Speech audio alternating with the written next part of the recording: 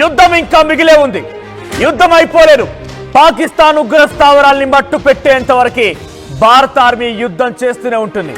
ఇది కేవలం ఒక చిన్న సీజ్ ఫైర్ మాత్రమే. అది కూడా ఇండో పాక్ బార్డర్ వెంట ఆర్మీ కాల్పుల మధ్య మాత్రమే విరమణ.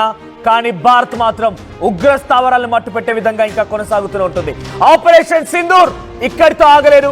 ప్రజలంతా కూడా సీజ్ ఫైర్ అంటే పూర్తిగా యుద్ధం ఆగిపోయిందేమో, ఇక భారత్ పాకిస్తాన్ మధ్య యుద్ధం జరగదేమో అనుకుంటూ భావిస్తున్నారు. కానీ కేవలం ఇప్పుడు ఆగిపోయింది ఇరు దేశాల మధ్య ఆర్మీ అధికారుల మధ్య కాల్పులు మాత్రమే. కానీ భారత ఆర్మీ పాకిస్తాన్ లో ఉన్నటువంటి ఉగ్రవాద స్థావరాల్ని ఉగ్రవాదులు మట్టుపెట్టే వరకు ఆగే ప్రసక్తే లేదు.